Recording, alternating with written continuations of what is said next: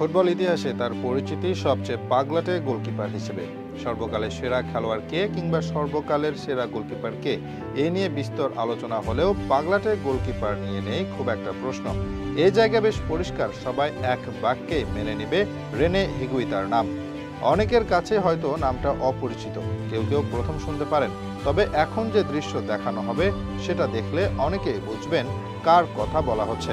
কারণ এই সেভটা দেখেনি এমন কোনো ফুটবল প্রেমী আছে বলে মনে হয় না।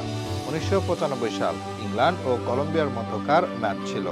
ম্যাচটি হয় গোলশূন্য ড্র, তবে ফলাফল ছাপিয়ে আলোচনা ছিল এই দৃশ্যটি। স্টেভ হাউইর নেওয়া শটটা চলে যাচ্ছিল পোস্টের দিকে, খুব সাধারণভাবে চাইলে আটকে দিতে পারতেন গোলকিপার, তবে সহজ বল তিনি সহজে আটকানোর চেষ্টা করেননি, বরং সেই বলটা হাত দিয়ে না চেষ্টা করে দুই পায়ে নিলেন স্করপিয়ন শট। বাস চলে এসেছে আলোচনায়। এভাবেও কেউ বল ঠেকিয়ে দিতে পারে?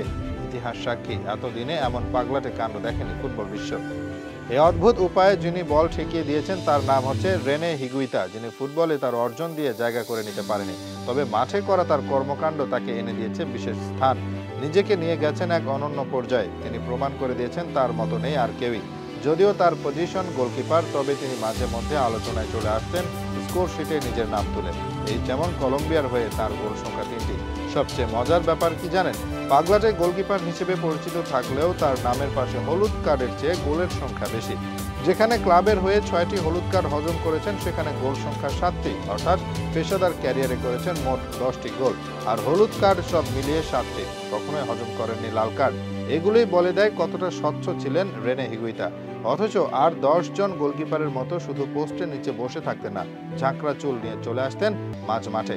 কখনো কখনো প্রতিপক্ষের সাথে ডিফেন্ডারের মতো বল নিয়ে লড়াই করতেন, আবার কখনো বা স্ট্রাইকার হয়ে গিয়ে বাইসাইকেল শটে বল ক্লিয়ার করতেন।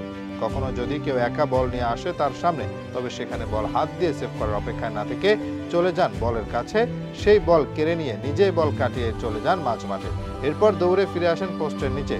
তার এইসব অদ্ভুত কাণ্ড তাকে এনে দিয়েছে ফুটবলের সবচেয়ে পাগলাটে গোলকিপারের উপাধি।